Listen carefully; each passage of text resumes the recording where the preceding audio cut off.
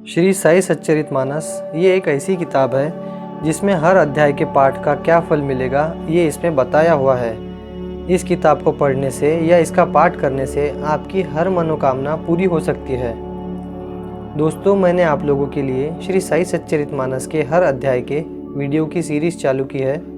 आप उन वीडियोज़ को सुनकर श्री साई सच्चरितमानस किताब के पाठ का ही लाभ ले सकते हैं। इस किताब में बताया है कि जितना इसका पाठ करने का फल मिलेगा उतना ही इसको मन से सुनने पर भी पाठ का ही फल मिलेगा। दोस्तों, अगर आप इस चैनल पर नए हैं तो इस चैनल को सब्सक्राइब ज़रूर करें ताकि आने वाली वीडियो की नोटिफिकेशन आपको मिल जाए, और इन वीडियोस को ज़्यादा से ज़्यादा शेयर करें ताकि साईं बाबा के भक्तों के पास ये वीडियो ज़रूर पहुँचे। तो आइए दोस्तों, चालू करते हैं इस वीडियो को। श्री साई सच्चरितमानस अध्याय 13। इस अध्याय के पाठ का फल है टीबी की बीमारी से छुटकारा मिलेगा। नमस्कार दर्शकों, स्वागत है आपका भगवत ज्ञान मोटिवेशन चैनल में। अध्याय 13 कथा है डॉक्टर को श्री राम का दर्शन कराया। एक बार एक तहसीलदार दर्शन हेतु शिरडी आए थे। उनके साथ एक डॉक्टर थे। वे डॉक्टर राम के भक्त और जाति के ब्राह्मण थे। राम के सिवा और किसी को नहीं मानते। आचार विचार, स्नान संध्या, पूजन और छुआ अछूत के नियमों से चलने वाले थे।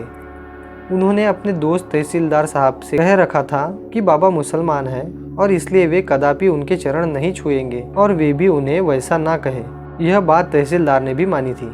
दोनों जब दर्शन के लिए मस्जिद में पहुंचे तो तहसीलदार के पहले डॉक्टर बाबा के चरणों में गिर पड़े और वहीं बैठ गए। तहसीलदार अचरज में डूब गए।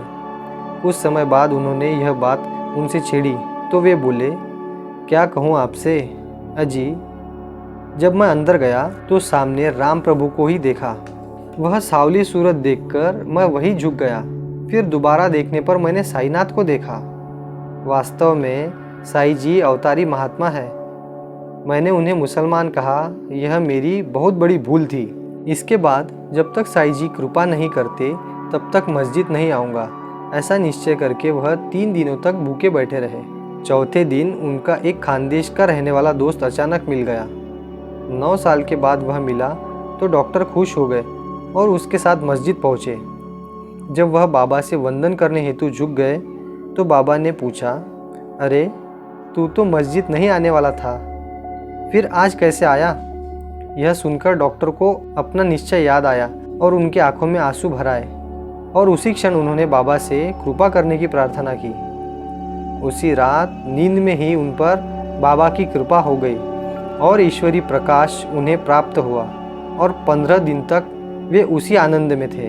तब से डॉक्टर बाबा के रंग में रंग गए। ओम साई राम। इसके आगे की कथा है, जो इस मस्जिद में आया वह सुखी हो गया। पूना जिले के गांव जूनर के रहने वाले एक सज्जन थे, भीमाजी पाटिल। वह धनी तो थे मगर साथ में उदार और दरिया दिल भी थे। वह घर आने वाले हर मेहमान का अच्छा खासा परामर्श लेते और खाए पिए बिना उनके घर से कोई नहीं लौटता। सन 1909 में उन्हें बलगम के साथ टीबी की बीमारी हो गई। फलस्वरूप उन्हें बिस्तर पर सोते ही रहना पड़ा। लगातार खांसी, बुखार और झाग के साथ बलगम, पेट में गड़बड़ी और बदहजमी की वजह से वे एकदम दुबले हो गए। घर वालों ने इलाज में कोई कसर नहीं छोड़ी। डॉक्टर, वैद्य, हकीम तो हार चुके, लेकिन मन्नतें, गुनी और ओझाओं का भी कोई इलाज काम न आया। इन सब कोशिशों के बावजूद वह बीमारी बढ़ती ही रही। अब घर वाले हर तरफ से निराश हो गए और भीमा जी भी बीमारी से ऊब के भगवान से मौत मांगने लगे। पाटिल को ऐसे में अचानक नाना साहब चांदोरकर की याद आई और उन्होंने अपनी लाइलाज बीमारी का बयान करते हुए उन्हें एक खत भेजा और मिलने की इच्छा भी बताई। नाना साहब तो भीमा जी के पुराने दोस्त थे और खत पढ़ने पर वे व्याकुल हो उठे, और उन्होंने भीमा जी को खत भेजकर शिरडी का और बाबा का महत्व बताते हुए बाबा से मिलने के लिए भी लिखा। खत पढ़ते ही भीमा जी को थोड़ी उम्मीद मिली। वह फिर से होशियार हुआ और शिरडी जाने के लिए बेचैन हो उठा। घर वालों को लेकर वह उनके साथ शिरडी गया। मस्जिद से पहले वाले चौराहे पर गाड़ी रोक के साथियों ने उन्हें उठा के बाबा के सामने लाके रखा। उस समय वहाँ पर नाना साहब और माधवराव भी थे। उसी समय पाटिल को देख के साईं जी माधवराव से बोले, श्याम्या, अरे कितने चोरों का बोझ तू मुझ पे डालेगा? यह तेरी करतूत अच्छी है क्या? इस पर माधवराव चुप बैठे, मगर पाटिल ने उनके पाँव छू के गिड़गिड़ा कर अपने को बचाने की विनती की। उसकी हालत देखकर बाबा के मन में करुणा पैदा हो गई और वे पाटिल से बोले, ऐ भीमा, डर मत। जिस समय तू शिरडी में दाखिल हुआ उसी पल तेरा बदनसीब खत्म हुआ, यह ध्यान में रख। अरे यहाँ का फकीर बड़ा ही दयालु है, रहम दिल है। वह बीमारी हटाता भी है और प्यार से परवरिश भी करता है। जो श्रद्धा के साथ इस मस्जिद की सीढ़ी पे कदम रखता है वह सुख में डूब जाता है। यह शब्द सुनते ही भीमा जी बेफिक्र हो गया। पाटिल बाबा के पास करीब 1 घंटा बैठा होगा कि उसकी खांसी और हर 5 मिनट के बाद होने वाली खून की कै बंद हो गई। फिर बाबा के कहने पर वह भीमाबाई के घर रुक गया और थोड़े ही दिनों में पूर्ण स्वरूप स्वस्थ होकर बाबा के गुणगान गाता हुआ घर गया। ओम साई राम। इसके आगे की कथा है, श्री बाबा ही सब दुखों की दवा है। शिरडी में बाला गणपत दर्जी नाम का बाबा का एक भक्त था। एक बार उसे ठंडा बुखार हुआ। उसने बहुत इलाज किए, थोड़ा आराम भी मिलता, मगर बुखार हटता नहीं था। बहुत खर्च करने पर भी फायदा न हुआ तो वह बाबा की शरण में जाकर उनके चरण छूकर रोते हुए पूछने लगा, बाबा ऐसा मेरा कौन सा पाप कर्म है जो यह बुखार मुझे छोड़ता नहीं? सब कोशिशें बेकार हो चुकी, इसलिए अब आप ही कोई इलाज बताइए। बाबा के मन में करुणा जागी और वे उससे बोले, बाला हिम्मत मत हारना। तू लक्ष्मी माता के मंदिर के पास जाके एक काले कुत्ते को दही चावल खिला दे, फिर देख नतीजा क्या होता है। बाला के मन में यह सुन के उम्मीद पैदा हो गई और वह वैसे ही दही चावल लेके लक्ष्मी माता जी के पास गया। वहाँ एक काला कुत्ता भी मौजूद था। उसने वैसा ही किया जैसा बाबा ने कहा था, फिर लौटकर बाबा को सब बता दिया। तब से चंद ही दिनों में वह बीमारी से छूट गया। ओम साई राम। इसके आगे की कथा है, बाबा के पास दवा को देर नहीं। बाबा के पास आने वालों में सब तरह के इलाज करके हारे हुए बीमार हमेशा आते थे। बाबा भी उन्हें कुछ न कुछ इलाज बताते और निरोग कर देते। एक बार श्रीमान बापू साहब बुट्टी को पेट दर्द की बीमारी शुरू हो गई। देखते ही देखते वह पेट दर्द पतले दस्त और कै में बदल गया। उन्होंने कई इलाज किए मगर फ़ायदा न हुआ।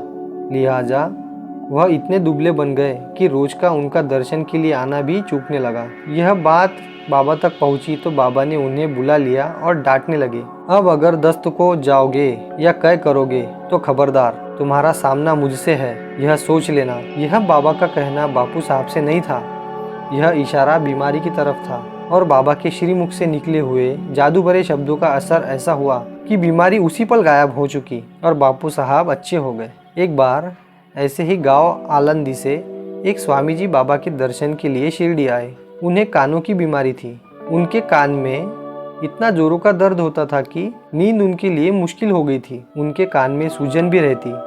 कई इलाजों के बावजूद जब कोई फ़ायदा न हुआ तो बम्बई के डॉक्टरों ने ऑपरेशन करने के लिए कहा। जब वे बाबा के सामने आए तो माधवराव ने उनके लिए सिफारिश की। बाबा सिर्फ इतना ही बोले, अल्लाह अच्छा करेगा, और कुछ घरेलू दवा भी बता दी। स्वामी के गांव लौटने के 8 दिन बाद उनका खत आया जिसमें लिखा था कि दर्द तो बाबा के दर्शन के साथ ही चला गया था, सूजन थोड़ी ही थी, इसलिए बम्बई में डॉक्टर के पास गए, तब तक वह भी नहीं रही और ऑपरेशन की ज़रूरत भी नहीं है। बाबा की कृपा से ही यह हो गया और बाबा को वह करोड़ों प्रणाम करते हैं। सभागृह के फर्श का काम शुरू होने से 8 दिन पहले काका महाजनी को ज़बरदस्त दस्त होने लगी।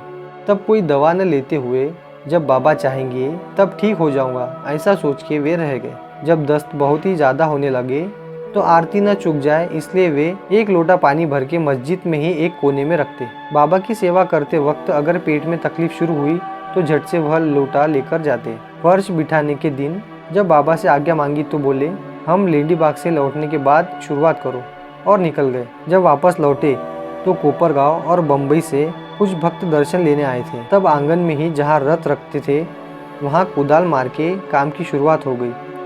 आवाज़ सुनते ही साई जी एकाएक आग बबूला हो गए और जोरों की गर्जना करके हाथ में सोटा लिया। फिर बोले, कुदाल कौन चला रहा है?